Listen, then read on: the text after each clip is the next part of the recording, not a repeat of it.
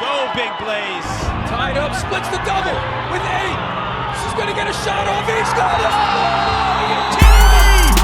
Are you kidding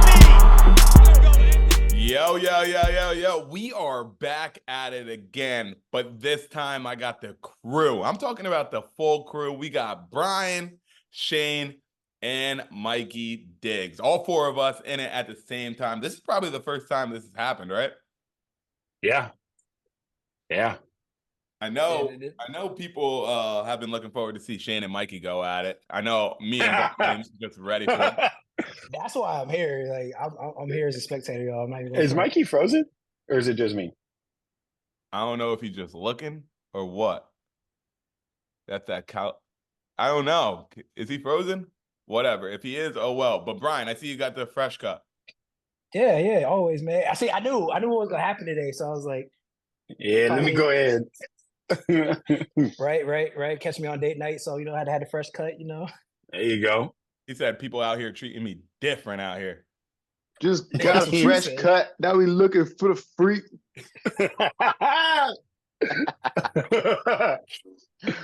told you, man, that first couple of days after the fresh cut, man, Bruce Leroy glow. Like I'm just walking in the spots like.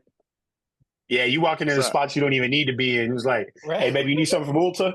You know what I'm saying? You need me to go to bro, every area. I'm trying to run beauty supply, baby, what you need? I got you. I'll get the asparagus. I got you. Yeah, Bed Bath & Beyond. Yeah. I'm gonna make a stop. Don't worry. Just smiling at people extra long. You make contact and stuff. I know. Yeah. I'm mad confident. You be taking the hat off now. It's like, yeah. Yeah. You like Spider-Man and Spider-Man 3. Yo. All right.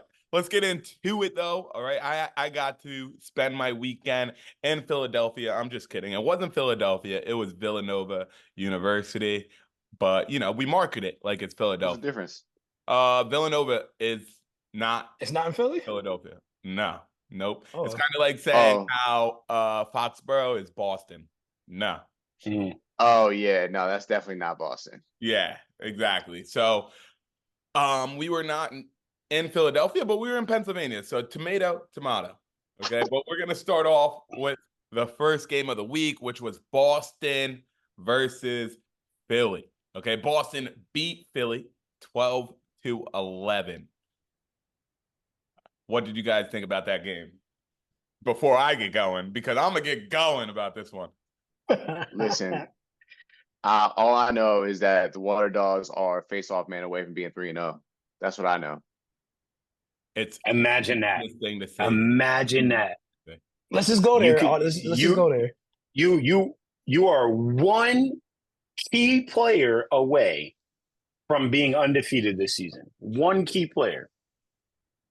But I don't even think you need an amazing Fogo. You need somebody to go 30, 40%, and you're 3-0. Mm-hmm. Now, Zach Tucci, right? Good player. Not himself a day. This weekend, he made himself look like an absolute stud, right? Yeah. And guess who Zach Tucci played for last year? Yeah, what he suited up like 2 or 3 games for them last year. Yeah, I mean, the Water Dogs got rid of him. Do I blame him at the time? Absolutely not. But if you get rid of a Fogo, you should probably pick one up. Yeah. But he wasn't amazing. He went 51 out of 123 faceoffs for the Dogs in their 5 games with them. So I get why they dropped him. But that guy that you got rid of was the guy who beat you. So you got to press the button and be like, yo, you played yourself. Mm-hmm. That's not a lot of teams that played themselves this weekend. A lot of teams that played themselves. But he was really the reason they won, though. 100%. He really was. You look at their leading scores. You look at their leading scores. Exactly. 4 points. That's crazy. It wasn't Matt Campbell. It wasn't Asher Knowlton. It wasn't Marcus Holman. It was Marcus Knowlton. Marcus Holman went 1 for 9 this weekend. Yep. 1 for 9. That's crazy. Asher went Shooting 1 for 6.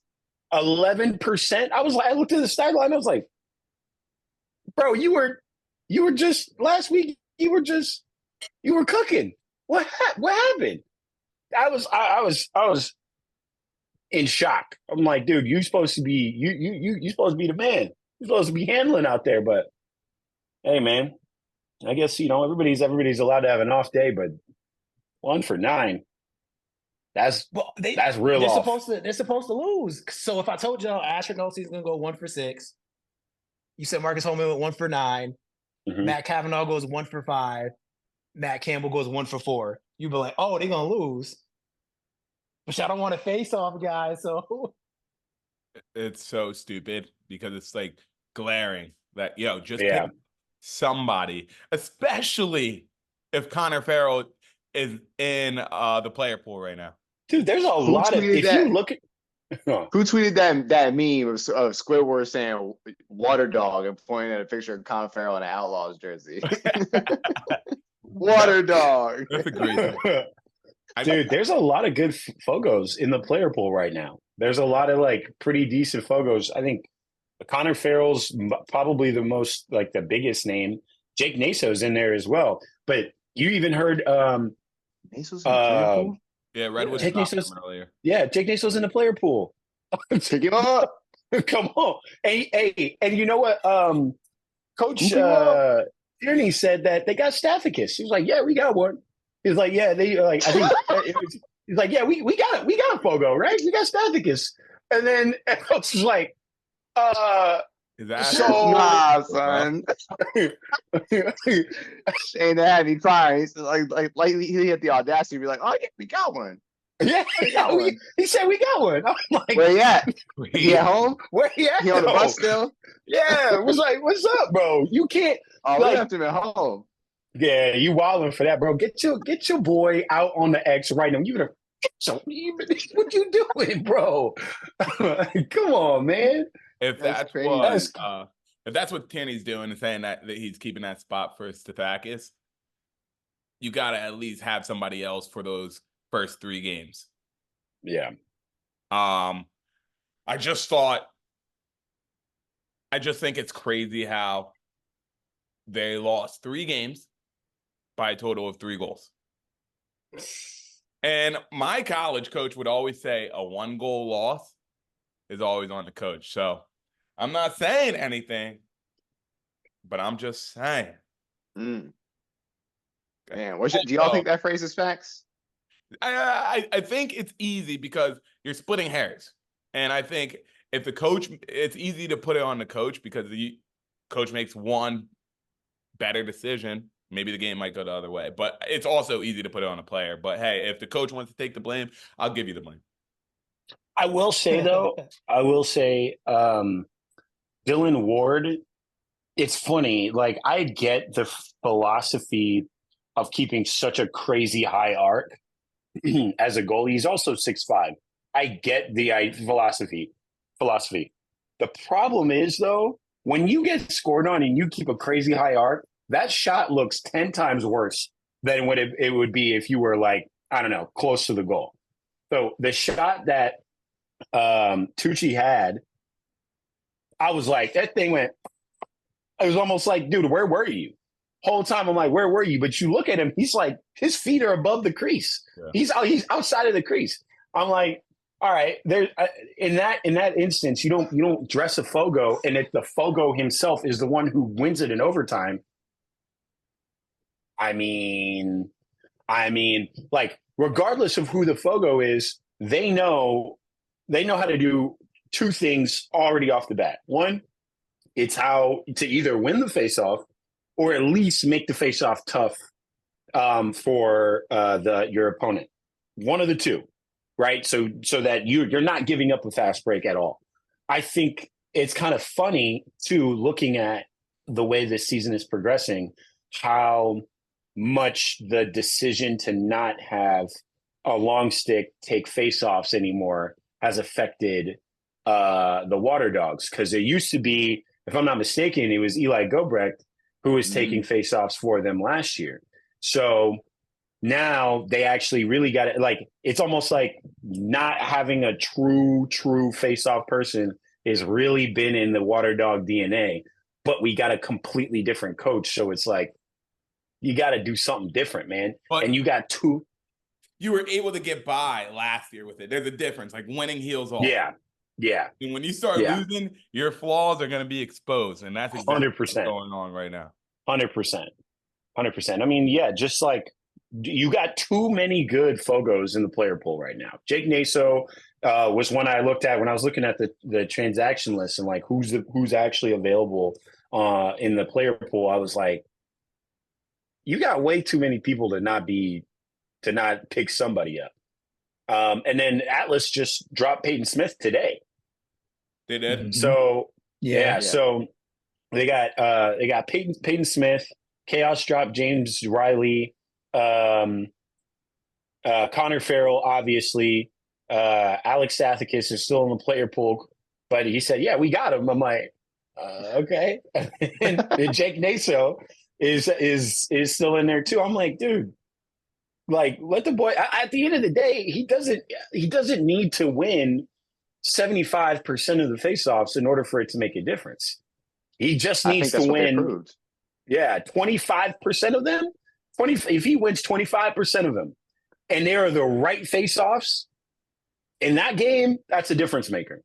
Because then you get the ball in the hands of either Kieran McCardle or Mikey Sowers, and we saw the way those two were playing all day long. It was like cooking every time they touched it. Yeah. Every time they touched the ball, something happened.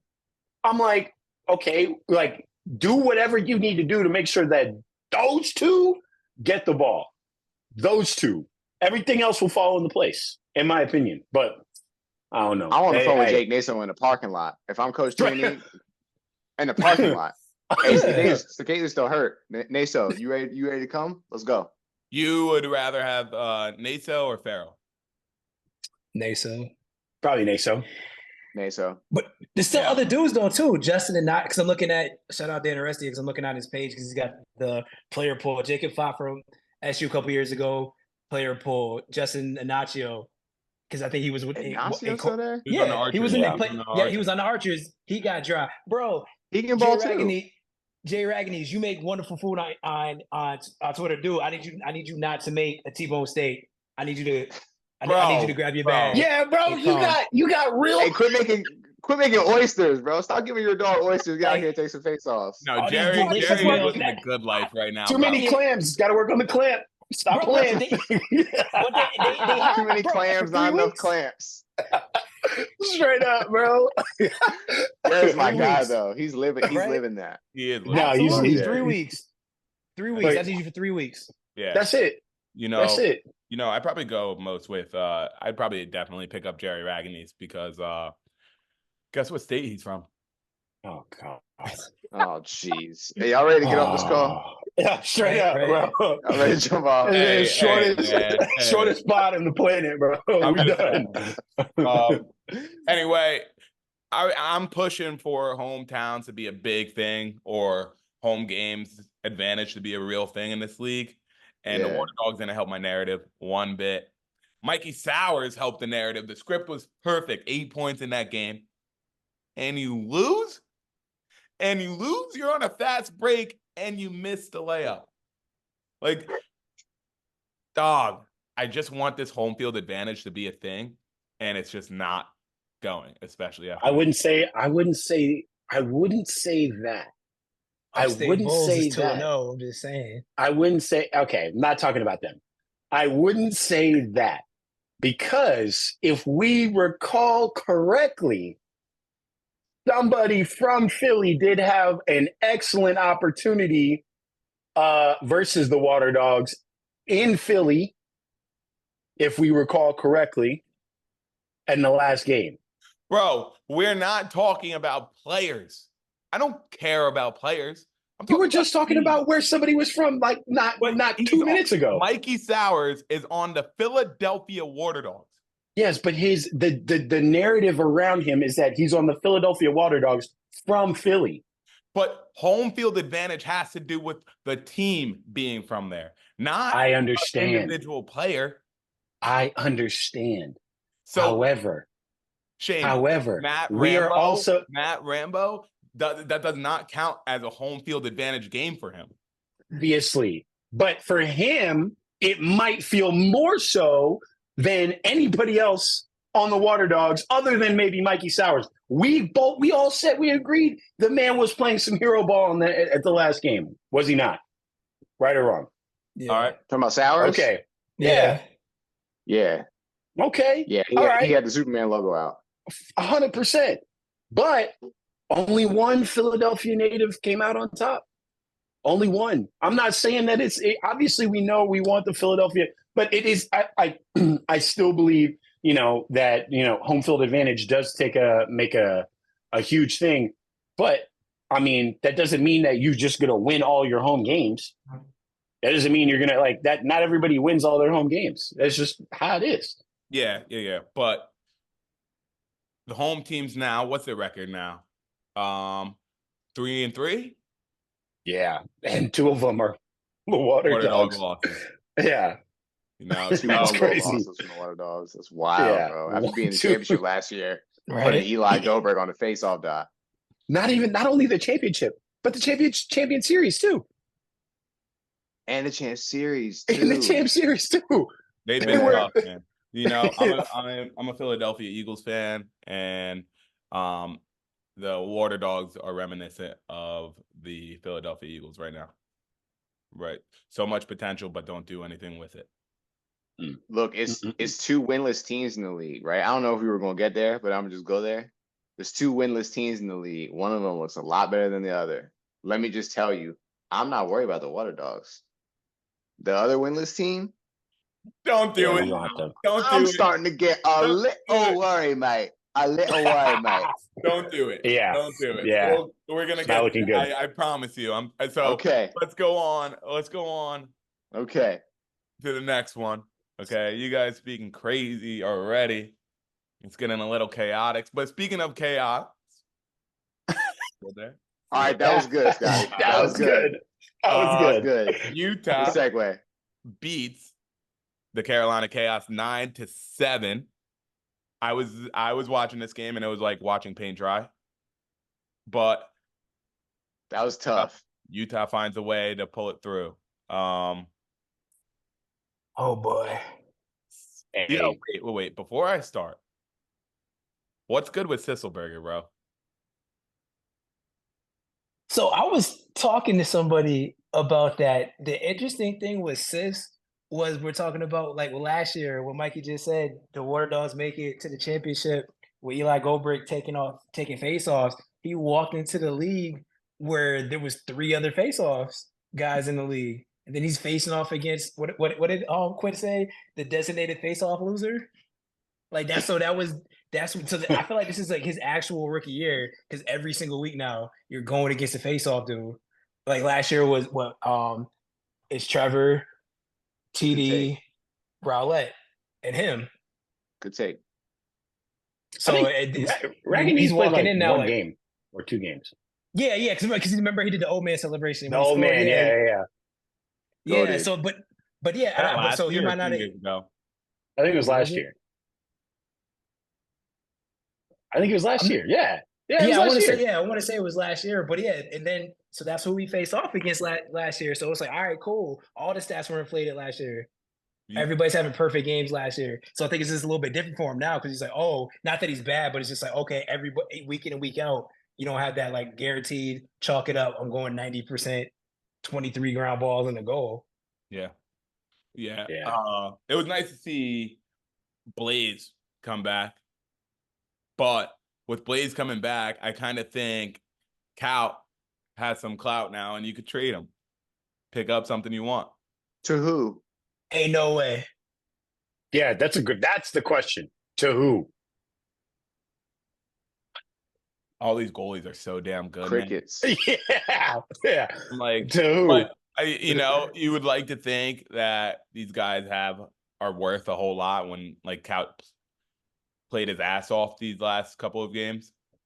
But it's like, and now you're barely gonna have to utilize him for the rest of the season. Likely not gonna have to utilize him.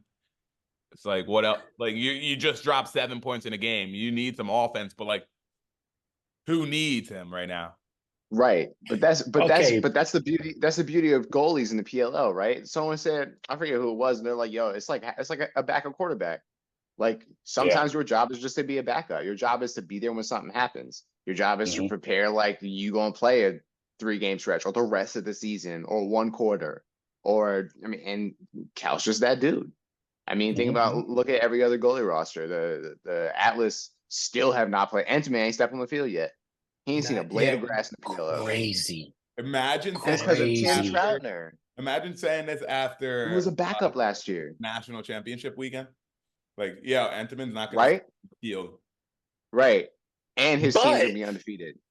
But yeah, exactly. The team's undefeated. I'm like, not really no reason to change anything. I have a Pressler take. Uh-oh. Pressler's best decision since he came in the league is to keep Troutner in goal. That's his best decision that he's made as a coach, in my opinion. I mean, did he really make it though? Like, Yeah. he? I mean, I think Yes. one of the best decisions he made too was maybe drafting Shelley. Yeah, I was gonna say. But did he make that decision? But it's the same thing that you're saying though. Like, did he actually I don't think so. choice, or did he? I don't think so. A tail. I don't think so. Listen, I watched last year's draft. I watched that jump. And Still what? not happy about how that went. Still not happy with how that went, man. We went two polls in the first 3 picks. I wasn't feeling that personally. It's Well, working this look at year. your defense now, though. It's working this year, I guess. Oh no, it's Yeah. not his defense. Hey, wait, let me Mikey's correct a- myself. I knew we were going there. He's a I knew worse we were going fan, there. Look at the Yeah. look at the Atlas defense. Yeah, For sure. that's not my girl. I knew we That's were not gonna my get there. girl. Who girl? That's not my girl no more. She chose up. My ex She chose chose up. up. But like, She chose up. That's crazy. She chose up. Nah, but Gavin Adler still is him though. Gavin Adler's him. Diggs was dating the fat girl, and then right after they broke up, she looked like a dime piece, bro. That's tough. listen. Sometimes That's it happens tough. like that. She had to glow up. And now She had a she's heavy an NFL glow player, up. bro, and you will never do better. It's crazy. Hey, look, man. Hey, everybody. The Atlas were good last. Were not that good last year. They're great this year. I can say wholeheartedly, I'm happy for him. I'm sick to my stomach about the Woods though, but I'm happy for him. So I'm happy for him. Don't start rubbing your chin, Brian. Don't start doing that. Don't start doing Oh, that. I can't see you. Hold on. I don't want to see you sitting there going, Birdman, shake your hands. Yeah. Like, I don't want to see that, bro. I don't want to see that. If you say Upstate Bulls right now, I'm gonna leave. I'm gonna walk out my door. I'm sick Don't to say my Upstate stomach, bro. Bulls. you guys, Are we going to the Upstate Bulls? you guys are ready to go there. I just got to say one thing though. I remember when I was at the game, we're talking about the Chaos Archers game. I was at the game. Everybody looking at this brand new MIDI for the Chaos, like, who the hell is that? And it was They get Dalton Young. It was Brett Dobson. I mean, it was not Brett Dobson. It was Eric Dobson from Notre Dame. Yeah, Yeah. 66. Yeah, like ugly ass number. People were like, "Who the hell is this guy?" Meanwhile, Yeah. he gets his buckets, right? And it's so funny. I tweeted about it. I was like, Dobson, ASAP Perk, switch that off. Literally, pick your poison. The same person. You look at him, stat line, 6'4" or 6'5". Which one you want? It's trading water for ice. Yeah. Exactly. Who was Dobson? That was one of the games I couldn't really watch super close. Who was on Dobson's midfield line when he was out getting buckets? Who else was running with him? I can't Was- even. Shane Knobloch. He was him. Was and Two nitties? Not Perk, right? Somebody else. No, Perk didn't play Perk didn't did play. he run? Was Kyle Okay. Jackson running on that line too? Yes. You guessing, Shane? Yes. No, Jackson, I'm looking. Knobloch, and Dobson. Yeah, Kyle I'm Jackson. just. They were those three running together. That's interesting. Yeah. Knobloch. Because Perk 30 getting buckets now, so you put Perk 30 out there with Dobson, and then you Perk get 30. some lefty action with Jackson. or not block as a Dodger. I feel like either of those could work. Not block. Eric's a lefty, yeah. Yeah, he is. Yeah. Yeah. Big lefty. You do. I mean, True. but I don't know, man. Gosh, side note, I'd still love to see the league expand, but it is nice when like you're watching it. Like defensively, it is so interesting to watch the PLL because who do you leave and who do you slide to? You know what I'm saying? You are in such a tough spot. Like, do you leave this first team All-American for this first team All-American? Like, which one do you do? And then does he leave his first team All-American for his Tewaaraton winner? Like, which one what do you do? And so it's so funny. It's like it ends up just being like this, honestly, a giant shooting gallery of whoever can get their shot off quicker, because quite literally everybody, you are in just an amoeba.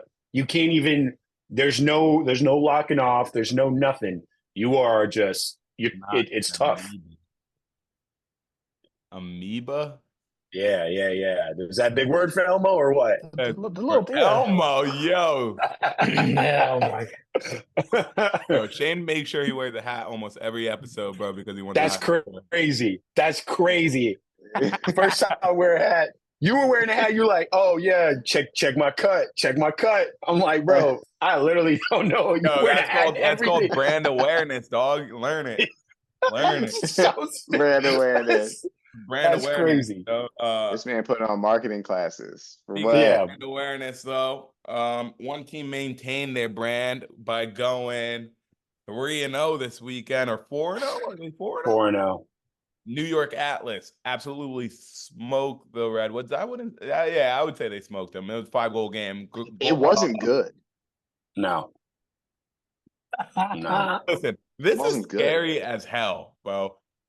This is scary as hell for being a California Redwoods fan, because I was like, oh, shoot, they look nice in the first quarter. 5-2. At one point, it was 5-1. I was like, okay, wait. Because the Redwoods are prone to having a day at some random moment, right? It's like the luck of the Irish. Like, you just never know when they're going to have a day. You just get lucky sometimes, and then they play well. We ain't get lucky this week. I thought it was going to happen. We didn't get lucky this weekend. Romar Dennis did not dress. You know who did dress for the Atlas? Miles Jones. Now, last year, Miles Jones, Romar Dennis were traded for each other. And this weekend, Romar didn't even play for the Redwoods. Miles Jones had 5 points against his former team, and that's a button for the Redwoods because they played themselves. You know, that was the type of trade where at first you were like, oh, wait, this might work out. Now we're not dressing the man. But that's crazy. He didn't even dress, bro. What happened? You know, Chris Gray came back. That's what happened. Chris Gray came back. Faded Gray. He took off the list. And I'm not mad about Chris Gray coming back. I'm just mad about the situation that we're in, because Chris Gray had a day. But Romar Dennis, like, I find myself randomly at like 12 o'clock in the morning watching Romar Dennis highlight tapes, being like, what could have been, right? What we could have had. Watching the Champ Series highlights. Champ Series highlights, like 2020, he was having a good year too. It's just, man. Miles Jones walks off the field after the game. I'm sitting in the field. Miles Jones walks off the field. He looks at me and goes, like a Jordan shrug, smirks, and I'm like, "Yo, you didn't have to do that to us." He didn't even say nothing. He was like, "Oh yeah, yo, that's Scotty." I mean, like that. You see me, man. I'm like, damn, bro. Damn, I'm happy for you, but I'm not happy for your team. Like, get away. Yeah, bro. Yeah, no, it's crazy. You know what's even crazier about this is that theoretically, Tierney could use this game as a case study for proving why he didn't need to dress a face-off guy, because Trevor Baptiste went 32% in this game to TD. He's like, Dallas can win. Dallas can win without winning most of the faceoffs. Why don't we? No, that's stupid. Of course, it's stupid. It's not the same thing, though. Obviously, it's not the same thing. Then why are you comparing it? They're not the same thing. I'm just saying he could do it. He could look at this and go, yeah, you lose 32%. You win 32% of your faceoffs, and you still win by 5. But Kearney can't make that argument because he don't have the same team as the Atlas. Yes, They ain't got the same offense. I agree.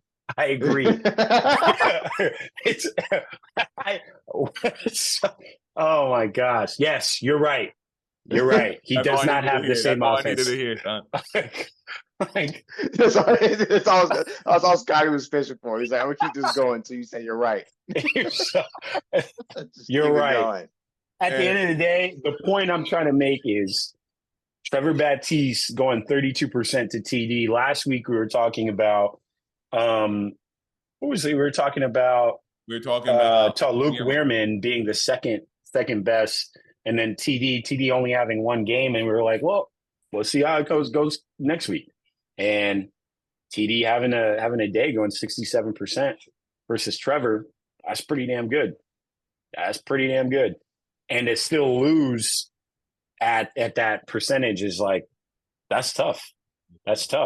And only having, or like even looking at these stats, only having like one more minute extra possession than the Redwoods, like that is an efficient offense.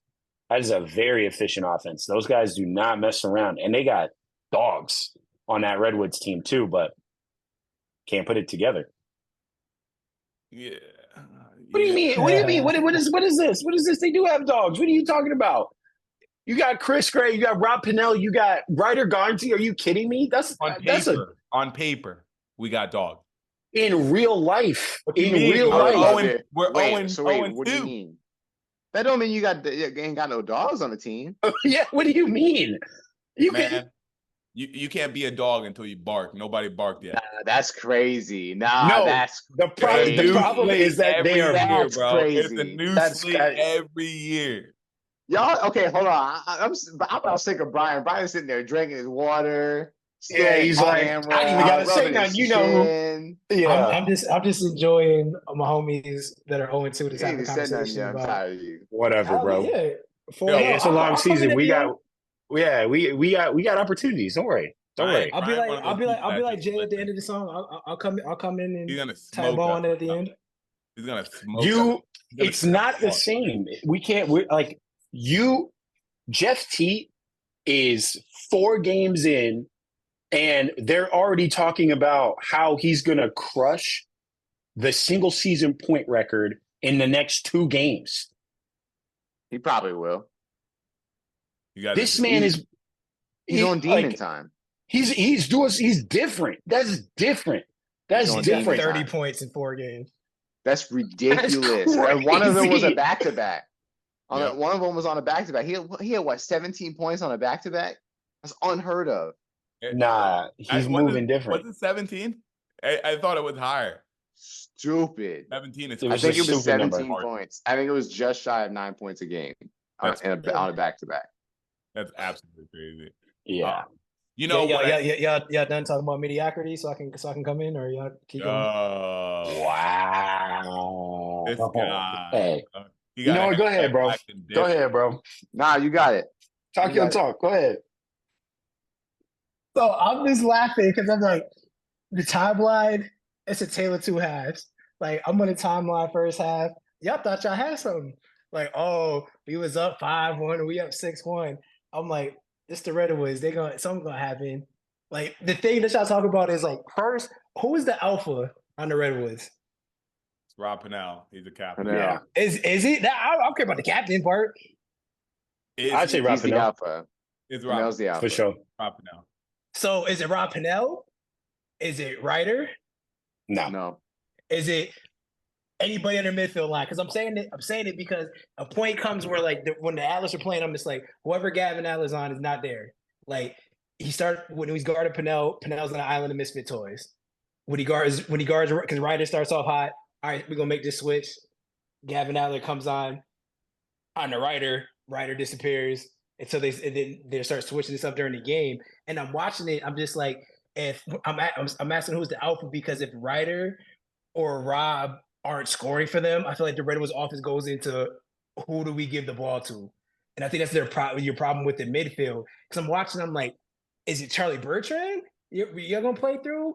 Is it? I always get all the Kurtz confused because I should know Cole because he went to SU. Is it Cole? About 11 of them. Yeah, right. Cole. Romar wasn't there this week. Is it Nakai? So I'm like, I feel like there's like this kerfuffle, and they're just like, we don't know what to do, right? So okay, Excellent word, by the way. if we step about, I like words too, Shane. Yeah, that's So an like, excellent word.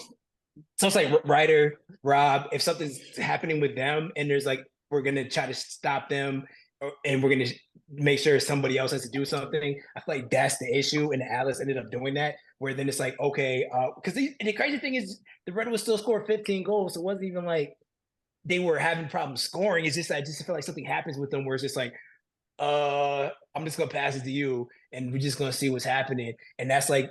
And they're like the polar opposite of the Atlas. Because it's crazy. We're talking about T is 30 points. Shelly's got 18 points in 3 games, which is insane. Which is a 7-point second half. And again, I say the reverse of the Red Wings because T to like, Shelly, you got it, cool. Shelly be like, T, you got it, cool. Or both of them would just be like, all right, cool, Miles, this is your run. Costi, this is your run. Xander Dixon is standing there going to catch the passes. And I feel like there's like a well-oiled machine. Docs, get your run, right? And to Shane's point, they didn't even do well at the faceoff because I think for the game before Trevor got hurt, he faced off at 42%. So it's just like, oh, we can beat the Atlas in the faceoff and we're still going to lose by 5 goals. Like, that's insane. Oh, yeah. By the way, Pate Cormier is coming. Jake Stevens is coming. So the right-handed Zach Courier is now coming to this offense because he's taking somebody's spot, which is crazy. You're going to be 4-0, and there's going to be a player that's going to get that phone call like, yeah, that Canadian Swiss Army knife is coming. I'm about to take your spot. Who?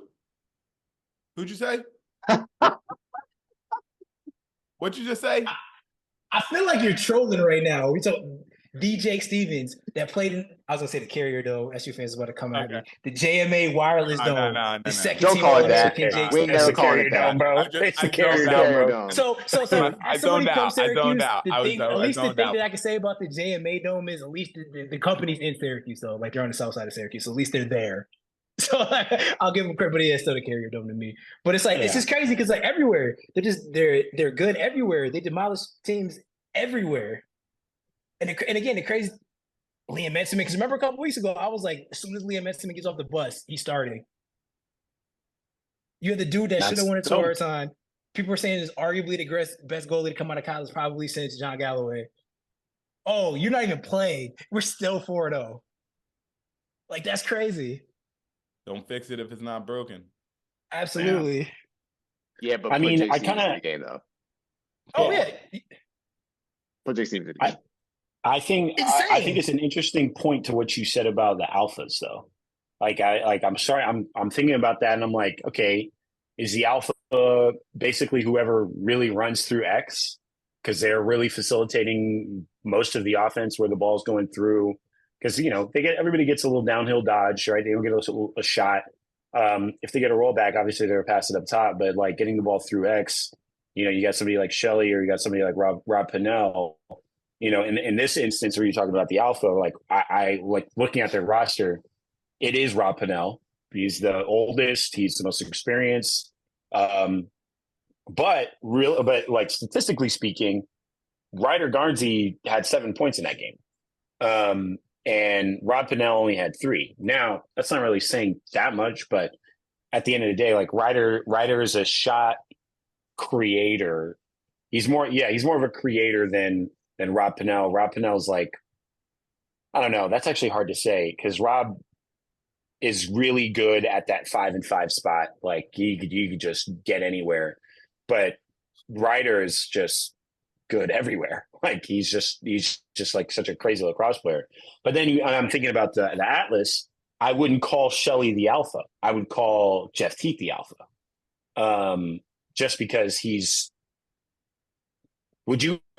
I just think he's just. I don't think they need one. I don't think they have Yeah. one because I don't think they need one. It's tough to say. There. But I mean, like in terms of production and efficiency, Jeff T is, I think, which is crazy to say. I think easily he's the best player on the team, in my opinion. That's not crazy to say. But it is crazy to say because Connor Schellenberger is on that team. Xander Dixon's on that team, especially the fact that Connor Schellenberger is on that team. And Connor Schellenberger is the one person we said last week he has no weakness.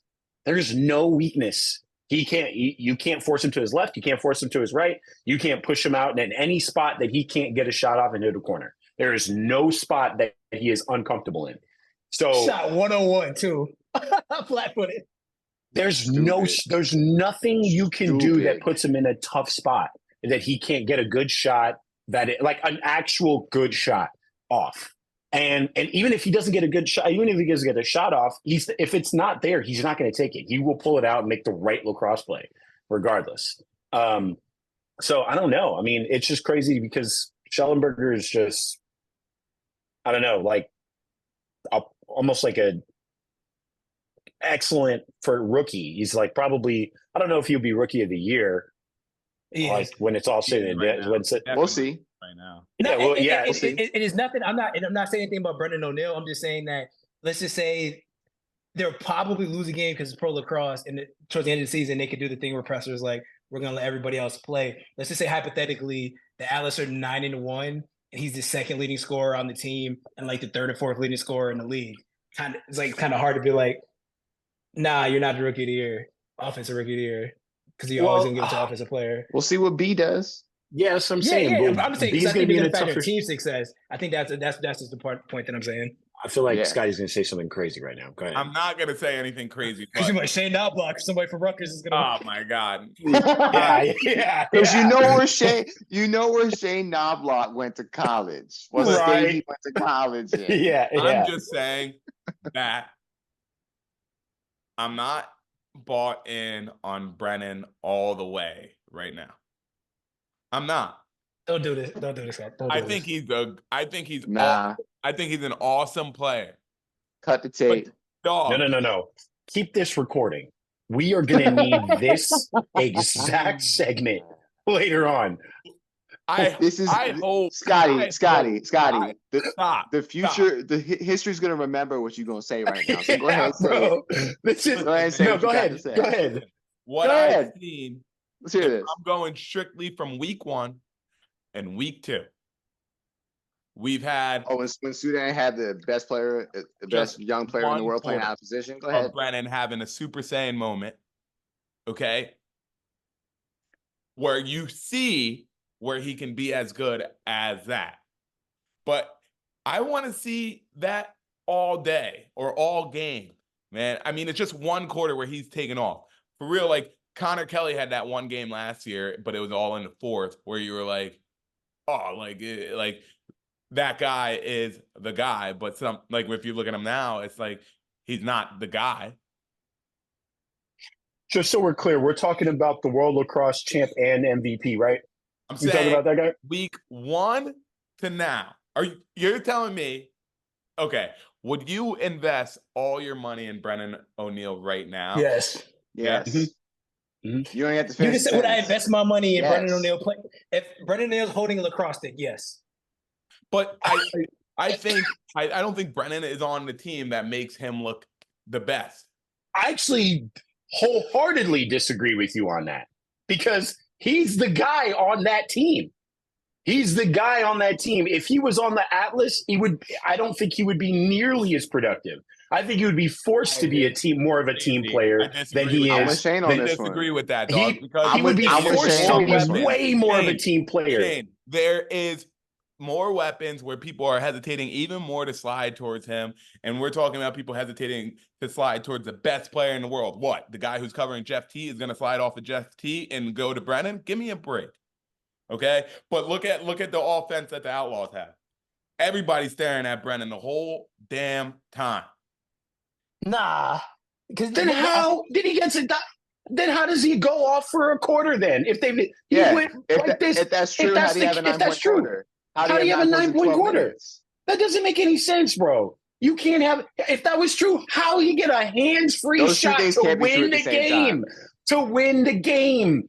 He How started in you the get- crease and switched places with Sam Hanley, and they took Sam Hanley. He was just And like, they took Sam Haley. If that's true, how he is in a much better spot with the Outlaws because of who's around him. They will pass him the ball. The thing about Brennan O is that he's not a low lacrosse IQ player. He's going to move the ball when they move to him as well. However, if he was on the Atlas, he would have been forced because of who he's around to have to play more of a team game than he is right now.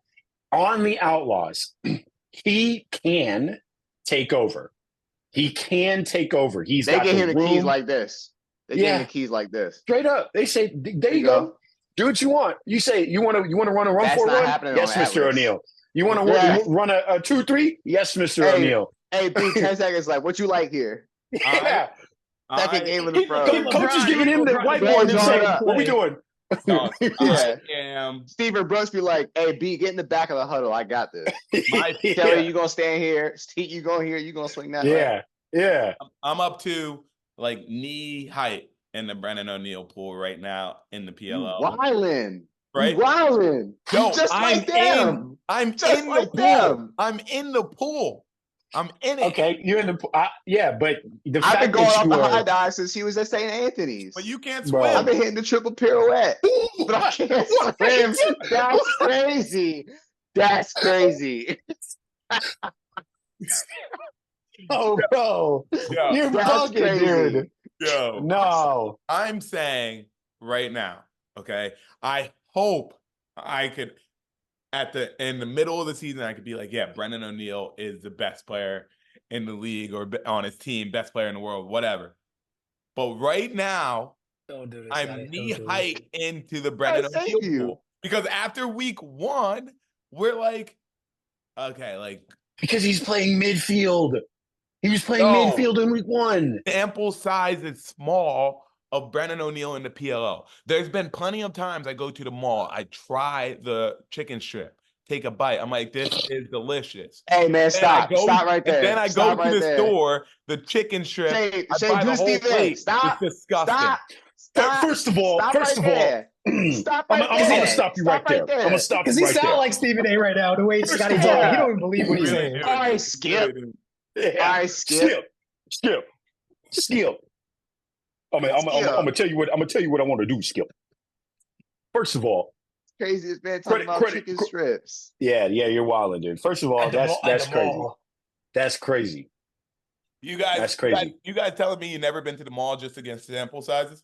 Bro, And I then, saw okay, you get a Impossible sample, and then Food what do you in do? college, bro. What Then do you I do? go to the restaurant and buy the whole thing.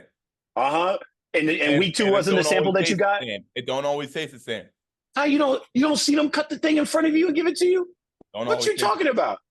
don't They always- ain't about to pulling from the lose back of the. They ain't pulling from the back of the restaurant and give you a sample, bro. They got it. They took the toothpick, they put it on the chicken, and then they gave it to you right in front of you. What are you talking about? It don't taste the same. It's the same thing.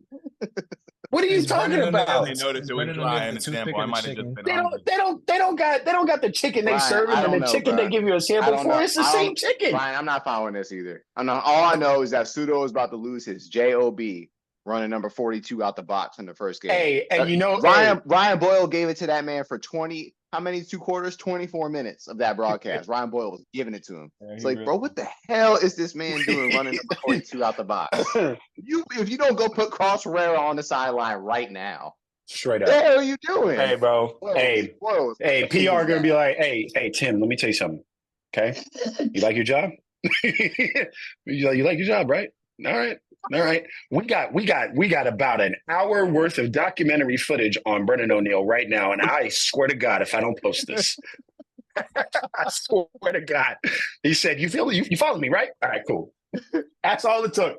This man is. I would be shocked if I don't see Brennan O'Neil in an attack, in uniform, every game for the rest of his life. No. Logan Wisnaskis better figure something else out. Logan That's the Wisnaskis way I'm putting better it. find a real job. Oh my Yo, God. somebody gotta stop, put the bro. someone did the Adam Silver meme and said you're get ready to learn midfield, buddy. midfield, buddy. Yeah. Cam did. Cam McCauley did that. Yeah, that's SU boy. Yeah. Hey, now, and hey, I really mean that man accurate. better find a real job. I swear, like Be quiet, he really better find a real job. bro. Logan Wisnowskis isn't credit. First of all, credit to Logan Wisnowskis. He's an excellent lefty. Credit to that man. But Logan Wisnowskis cannot create his own shot. He cannot create his own shot. Okay.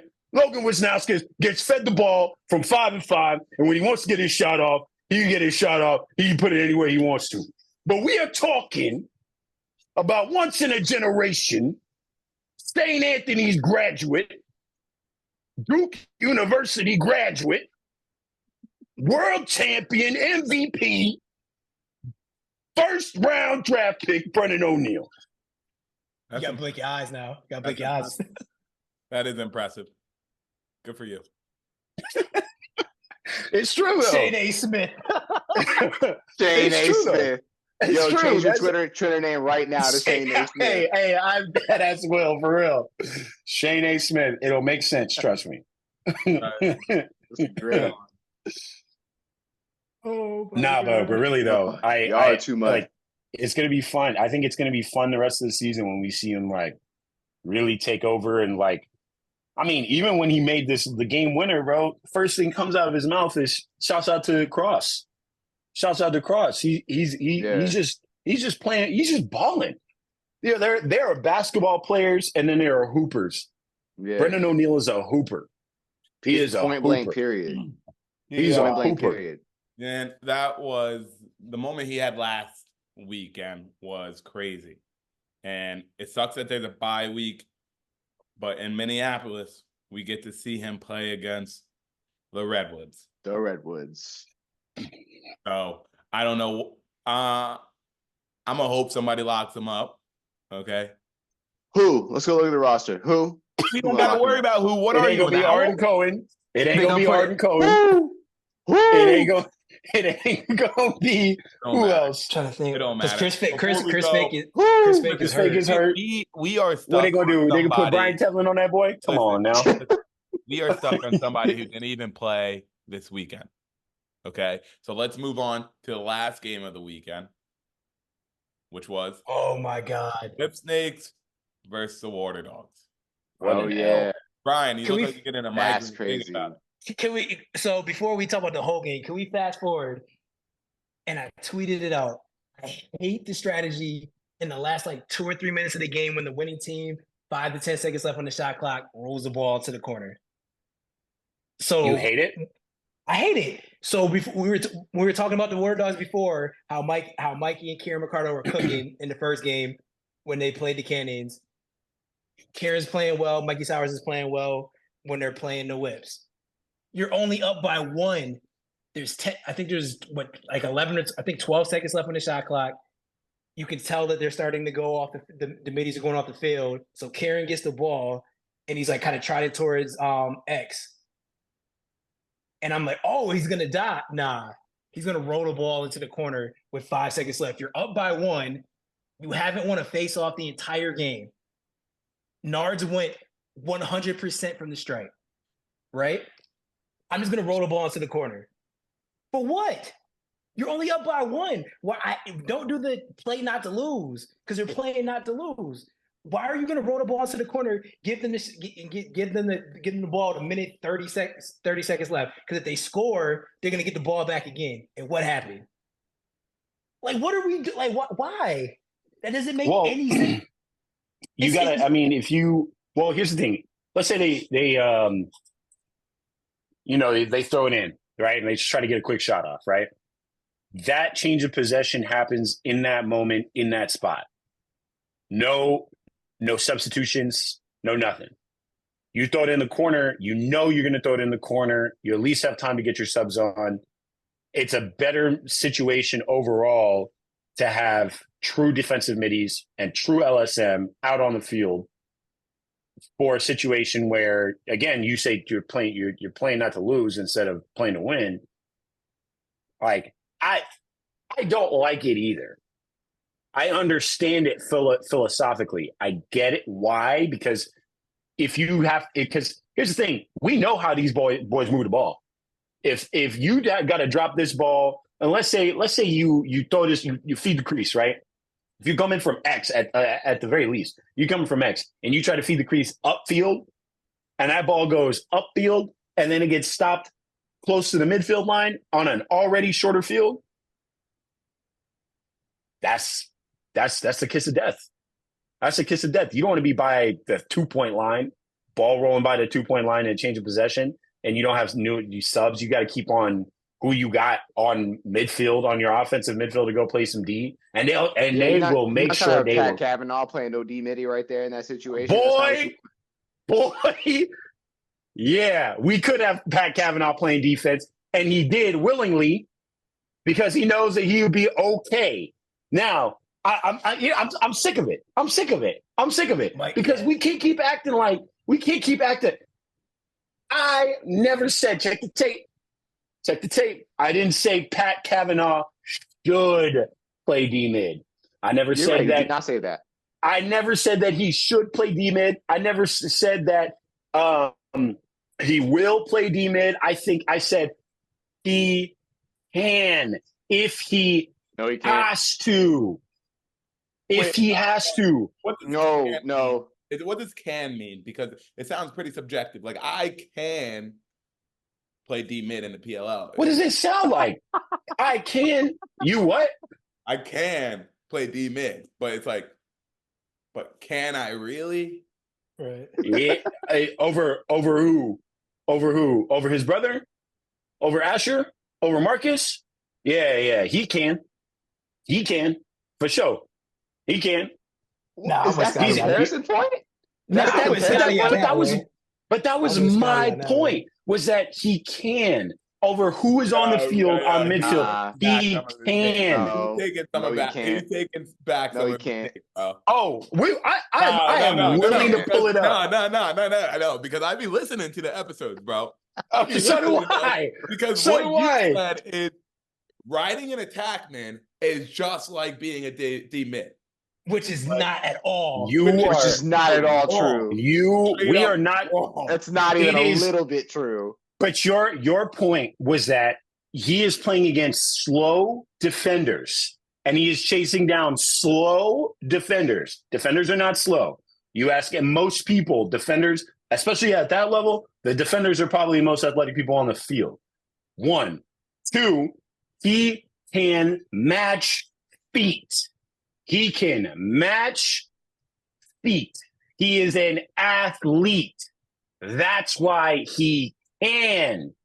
And by the way, these are reduction. This is very reductionist because he can match feet. He can play D mid and PLO.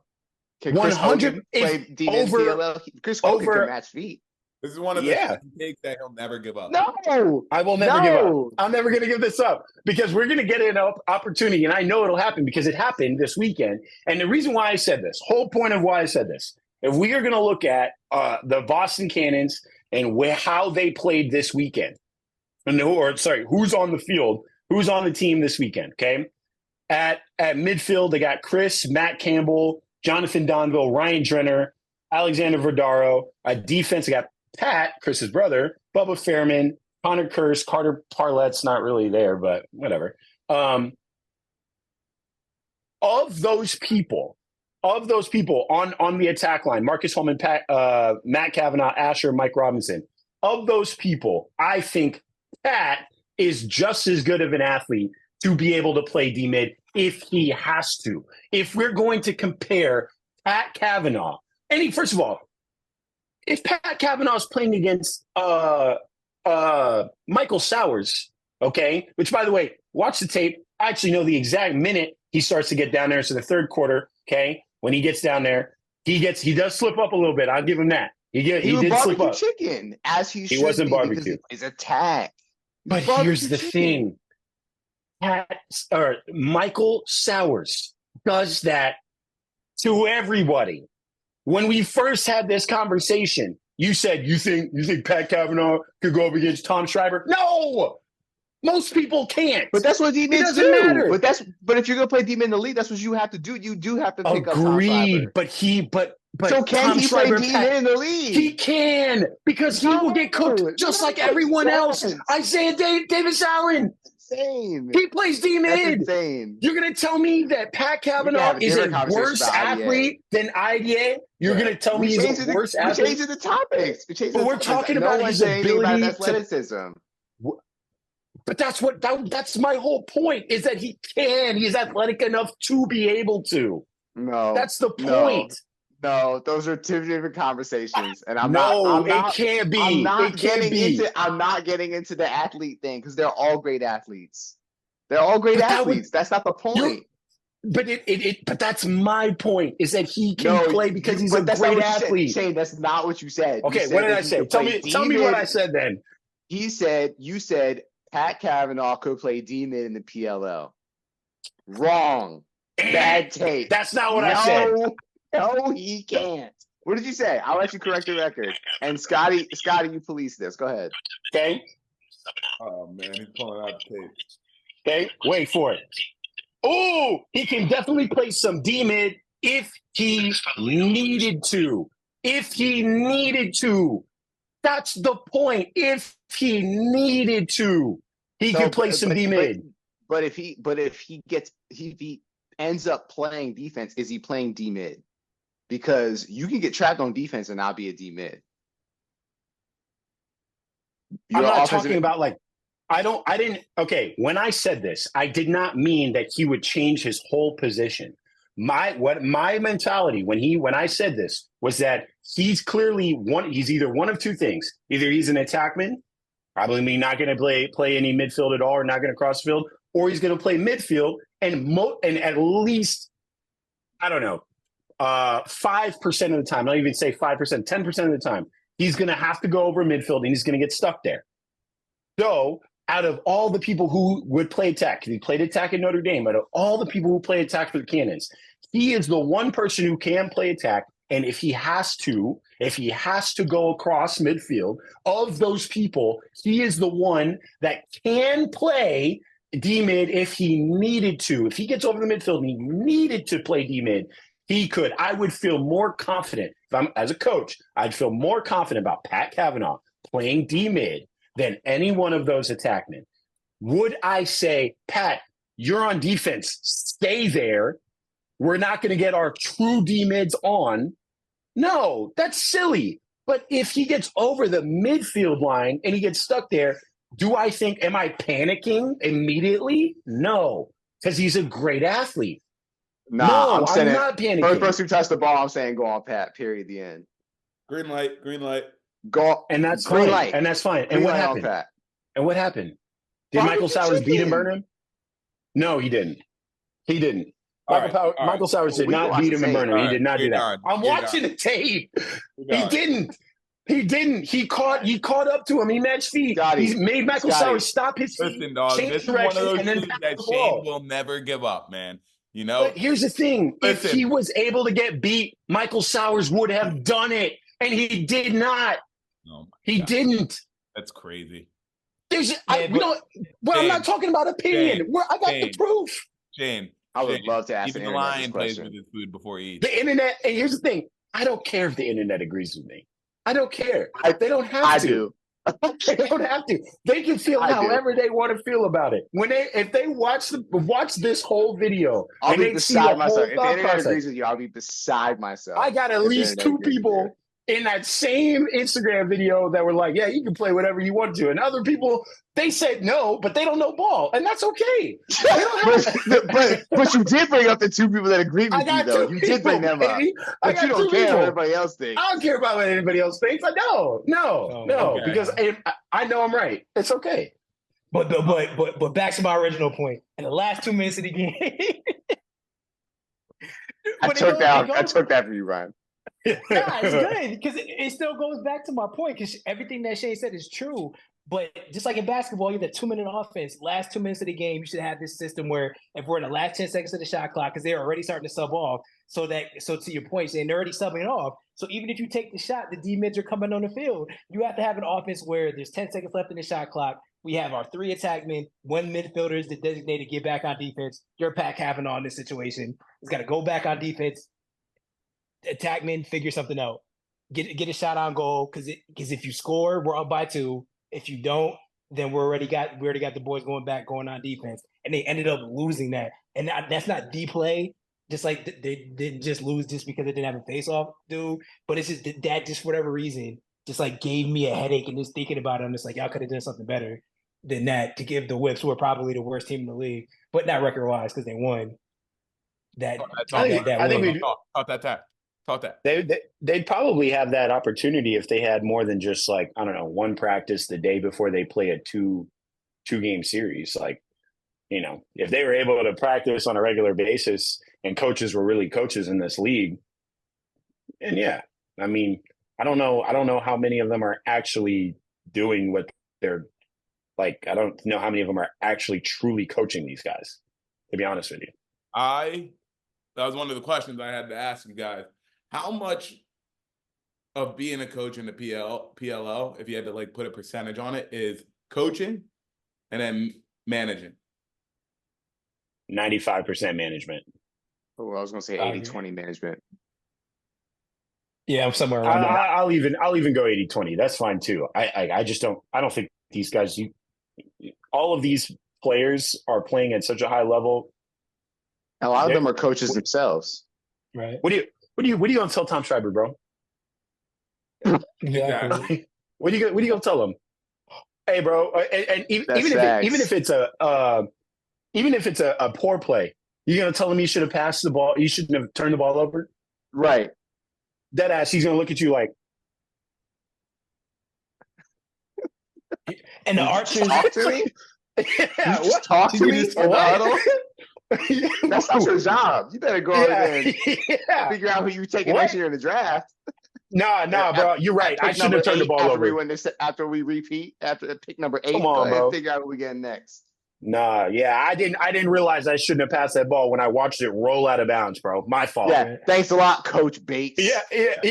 Figure it out. What are you gonna tell him, bro? What are you gonna tell him? That person, his job is to basically like manage emotions. I mean, and you see, like in soccer, they call them managers. They don't call them coaches, right? They call them managers in Premier League. Yeah, they call them managers because they skip the entire term. That's fact. Yeah, they said, all right, well, because reality is like the only thing that they really do that truly affects the flow of the game are lineups. They make sure that they got a 25-person roster going ahead into the following week. They know this person is available, this person is not available. I got these midfielders, these defenders. I got, in the Water Dogs case, they better get a face-off guy. They got all of these pieces. That's all they're doing is making sure that they got the roster and then they understand the plan. Don't get me wrong. I definitely saw some of these guys getting into a 1-4-1 in a couple situations and, dodging from the wing. I saw that. And I'm like, talk about it. All I got to do is talk about it. Yeah. For those guys, I'm like, you don't have to say, hey, here's a 1-4-1. Okay. We're going to get 2 on the crease. We're going to set some screen. No. Like if you've played any 14 level for B, of 14 for B, get out of the way. Yeah. If you've played any level of like a good, even a good men's league team, you're not plays. You just play lacrosse. Let alone if you're a top Division I athlete from like any ACC school. You think you got to tell me anything I don't already know, bro? Come on. There's nothing. It's kind of funny. It's like it's just different. Like the game is going to flow on its own. Like, how to create space, how to, slide and communicate, there's nothing you can really tell people. You're basically just managing performance. If this goalie is not performing, I got a backup. If this Fogo is not performing, I got a backup. This attackman's not performing, I got a backup, and I'm going to make those decisions at the time I think is appropriate. But I don't think they're really coaching. So, Brian, you said that the Whip Snakes are the worst team in the PLO, even though they do have a win.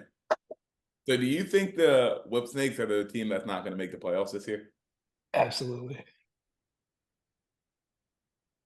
Wow. I know it's supposed to have something to come behind that, but nah, they're not the best because they're not playing that quote unquote that whip snakes defense. Their offense isn't like that's what was so crazy about the War Dogs like giving them that game is because it's like you can tell they need Tucker Dordovic so bad because their offense is full of dudes that can't beat their matchup. And I'm just like watching them. I'm like, they're just not. And it's not any because people are like, Brian hates everything Maryland. I don't hate everything Maryland. I'm not hating. It's just that they need somebody. Just watching their offense, I'm just like, Rambo is not winning his matchup. Like none of their midfielders are winning matchups. Like you can't have they can't go the entire year where it's like Mike Chanachuk's got to hit it too. Joe Nardel's got to go 100% from the face off, and then we Leading get a PLL last in second twos, goal. by the way. Say again. Chanachuk is leading the PLL in twos. Yeah. So it's like, but it's kind of just like what we talked about last week with Brian's the saying it's face-off. not strategy. Yeah, it's not. Yeah. Thank you. That's what the I word agree. I was looking for. It's not a strategy. Chaney's got to get it too. We got to hope that Rambo pulls out his 2019, 2020 shot at the end of the game to win the game. Like that's just not going to work for them because the Water Dog, just like Mikey said, we 3-goal differential. We can look to when we get a face-off person, we'll get more possessions.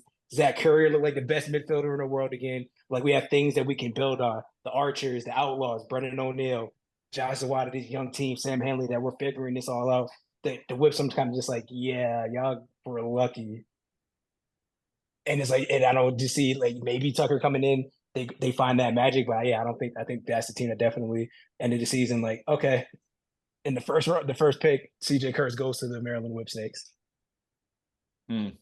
Dang, that's scary. Which is crazy. That's probably what's going to happen too. What about you, Shane? Who's the team that doesn't make the playoffs? I don't know. If pride doesn't get put aside, the Water Dogs. If pride doesn't get put aside, it's the Water Dogs. But to be honest with you, and it really will pain me to say this, if it's more of the same, the Woods. If they don't figure it out, man. If they don't figure it out, if they don't get this, they need a couple of like true meat eaters on defense, like real meat eaters on defense. If they don't start figuring out putting this stuff together, like it's hard. It's hard to win games when it's the fact that you haven't won a game and you have PD going almost 65% versus Trevor Baptiste, and you still lose that game by 5. Like there's symptoms of another issue going on there, and I'm not going to speculate that it's a locker room issue, but I do think it's a personnel can't put it together situation, and I think like it's really just that. And if they figure it out, then great, they could be a really great team. But like it just feels really singular to me, and I think inversely, the team that does not feel very singular, even though it has really specific players emerging, not really emerging is the word, emerging is not the right word, but really individual players, receiving crazy stat lines is the Atlas. And they play together. They play like they actually talk to each other throughout the week. And they actually like throw around with each other throughout the week. And there's chemistry there. There doesn't feel like there's a lot of chemistry on the Woods. It just doesn't feel that way. And it's the same thing with the Whip Snakes. It doesn't feel like there's a ton of chemistry. It just feels like it's very much like you got to go get your numbers. You got to create your own shots. You got to make things happen. And Atlas are like, every one of us can make plays. Let's just move the ball and have everybody just handle our business. So if the Atlas don't figure it out, if the Woods don't figure it out, we're not getting close to a playoff. All right. So you got the Woods, Shane. Diggs, who you got? Not making the playoffs.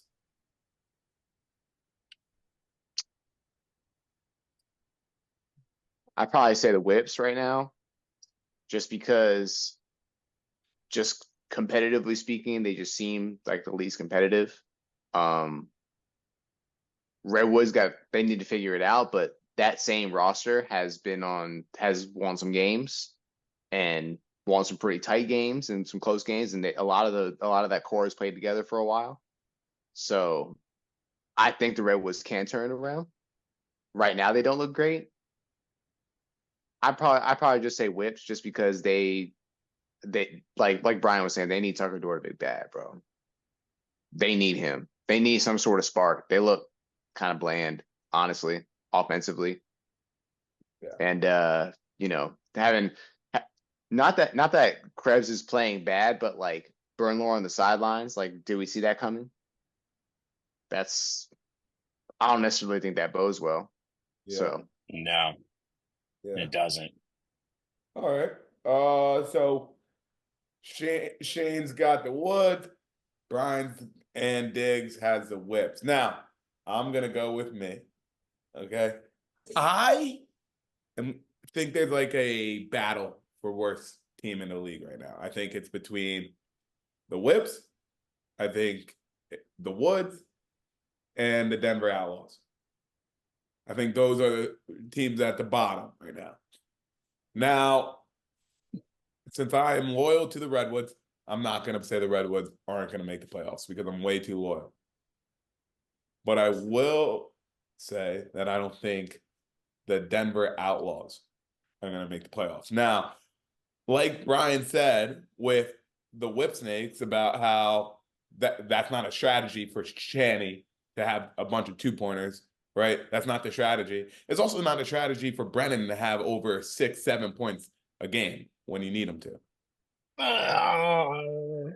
I'm saying, is he capable of doing it? Maybe he did it in a quarter. Imagine him playing at that level for a whole game. But I don't know if he's that guy to do it the whole game and the whole season. So I'm going to have to go with the Denver Outlaws. I don't think they're going to – Luke Weirman, Zawada, and Brennan O'Neil are the Outlaws' bright spot. But 3 rookies. What, JT? Nah, bro. You don't think so? I don't. I have to disagree. Vecino's playing great off the ground. He got me negative 1 points in fantasy, bro. Stop talking like that. I don't give a single damn about no fantasy points. That's don't lie. Vecino playing great off the ground. Bundy is Thank you, Graham Bundy. Season. I was about to say him too. Bundy's Yeah, gonna cook, bro. Rookie. And he got a still slow has Sam ramp. Hanley. Yeah, and Sam Hanley and B together. Once they figure out how to play together, that's gonna be special. I think this Outlaws team is gonna end up right in the middle of the table, like where traditionally the Archers normally finish, like 3rd or 4th in the league.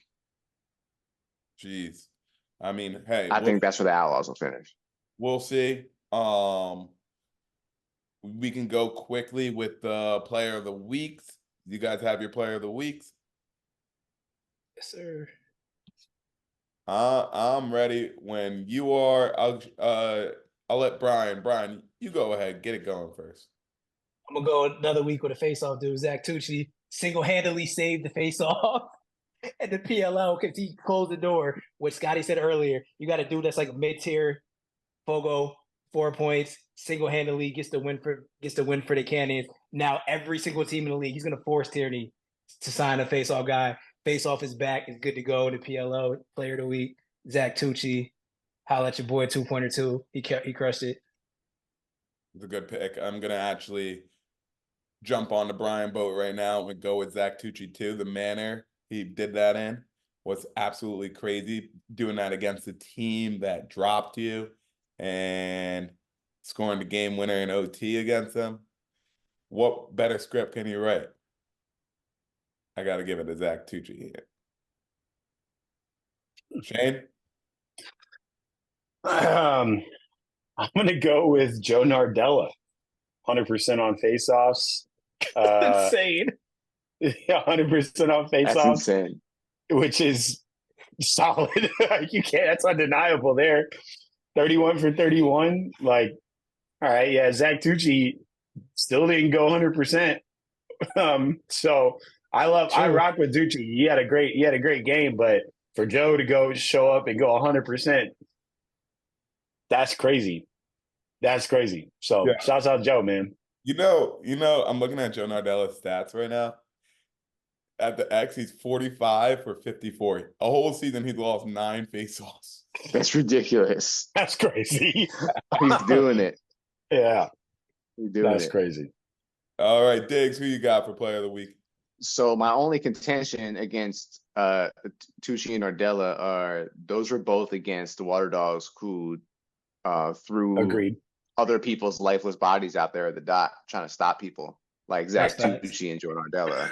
Yeah, They weren't going up against somebody who could even get them to 50%. So shout goes out to both of them for playing great for their position and Tucci for putting the team on his back when they needed it most. That 2-pointer was ridiculous. Assist goes to Marcus Holman, reading the bounce and That's ducking real. under it as it came up towards him to screen Dylan Ward. Great No, that play was by money. all accounts. They needed that in a 1-goal win. My player of the week goes to Jeff Teague. He is the Atlas are gonna go. Everyone's talking about. I mean, obviously, everyone in the Atlas. Doss Aikens in the spotlight. Troutner's in the spotlight. Obviously, Shelley and Xander Dixon are in the spotlight. To me, this Atlas team will go as far as long as Jeff Teague's playing consistently. Dog, he had 8 points, 4 and 4, crazy, on 57% shooting. Just pacing the best offense in the league and doing it unselfishly, doing it efficiently, cool as a cucumber. How many did he have? He had 3 turnovers. So 8 points, 3 turnovers, 57% shooting. I mean, that's negligible. One of those turnovers is probably just him rolling it in the corner.